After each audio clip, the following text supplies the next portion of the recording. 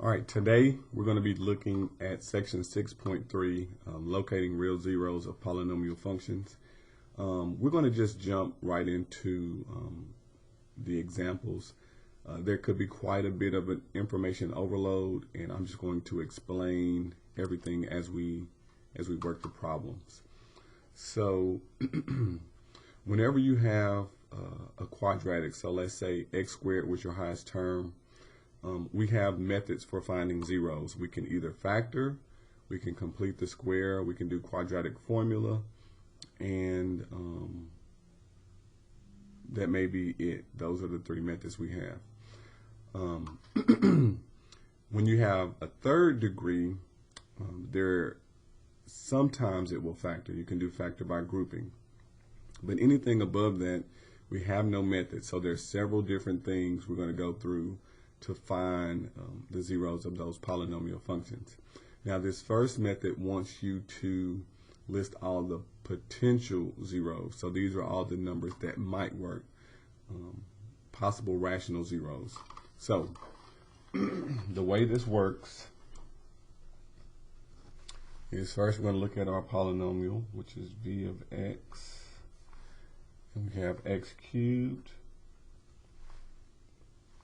plus 3x squared minus 11x minus 33. You're going to look at your constant term over your leading term. So this is a process.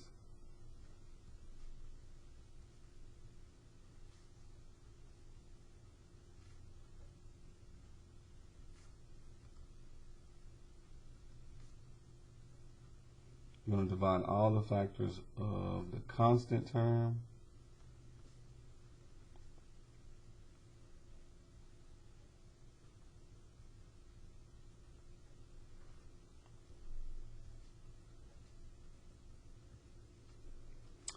by all the factors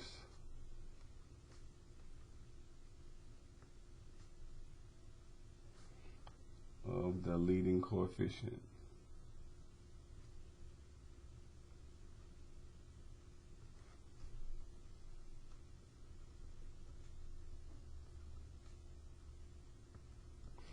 So that is this 33. We're going to put 33, and the leading coefficient is a 1. That's really nice when it's a 1. So all I have to do, and you have to remember positive or negative, because it could be positive or negative.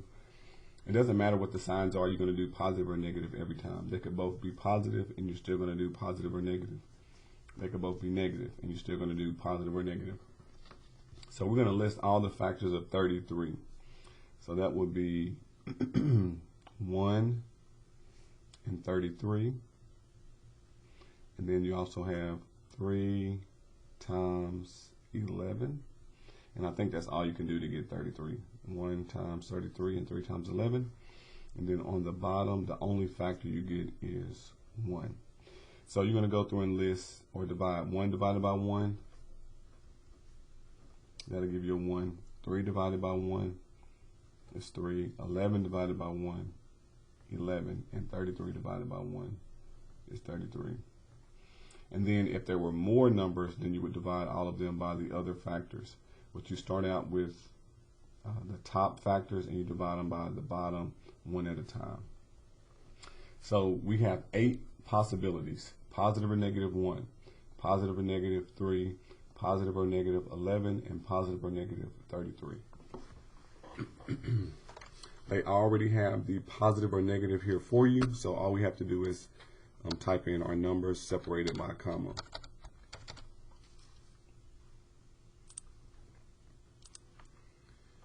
All right, we're going to go ahead and do part 2. It says use polynomial division and quadratic formula if necessary to identify the actual zeros. Okay, so this process can get quite long because we don't know which of these numbers actually work. So my recommendation is we're going to kind of use the calculator to help us minimize the possibilities. So what I'm going to do is I'm going to graph this polynomial. I guess I should make this a little bit smaller.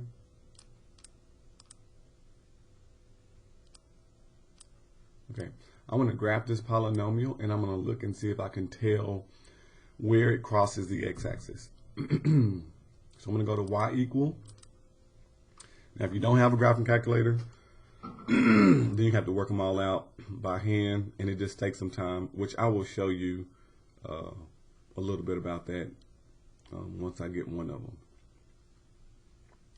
X cubed, and then plus 3x squared, and then minus 11x minus 33. I'm going to graph it. So let's count. Looks like -1, -2, -3, and maybe 1, 2, 3, halfway in between 3 and 4. So it looks like because this comes up and touches some of the properties we've talked about before, because this comes up and touches, looks like this will be a double root. So looks like -3 would work twice. And I'll show you what that means. And that's another thing you got to be aware of. Sometimes you could find a solution and then it can be a double root. So we're going to try -3 based on where this is. And then 1, 2, 3. Between 3 and 4, we don't have a fractional number, so we'll figure out what that is. So with synthetic division, you would have to try out different numbers. So what it looks like right now, this working is -3. So I'm going to put, I guess I can put this down a little bit. I'm going to put -3 as my box number. And we're going to do synthetic division. Okay, we have a 3, 2, 1, 0. We're not missing any terms.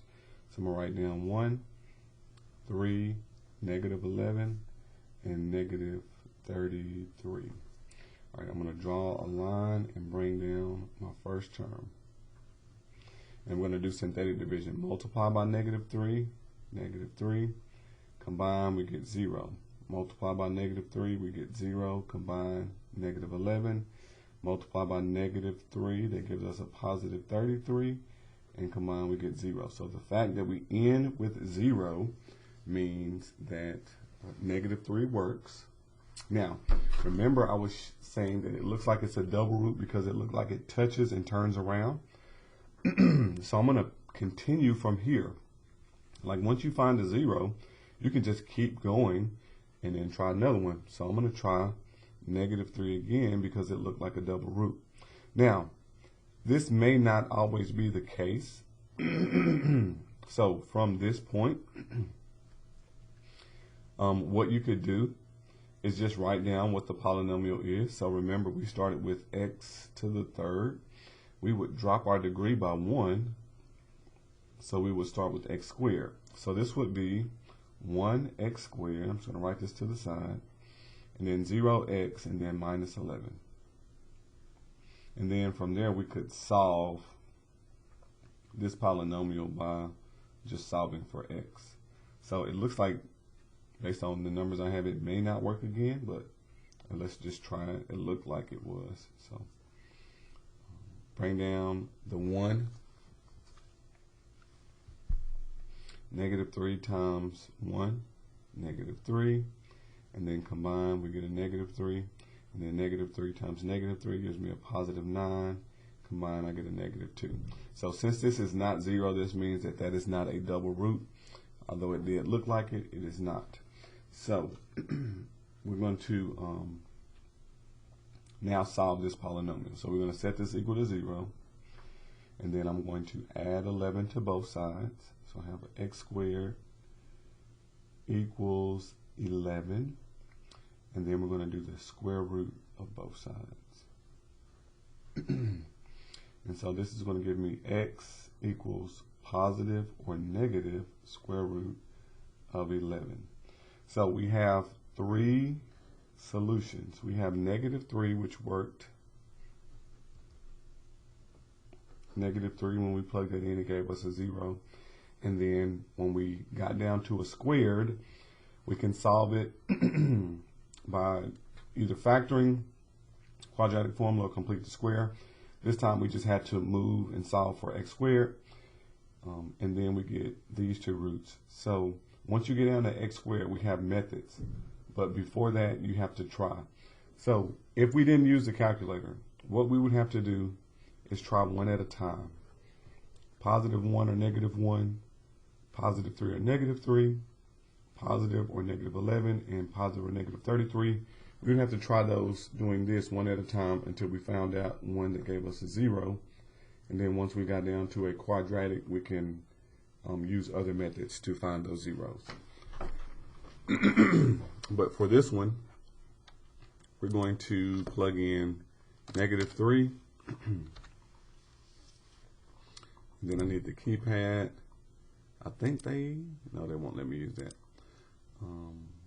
We have to do the square root of 11 and then the negative square root of 11.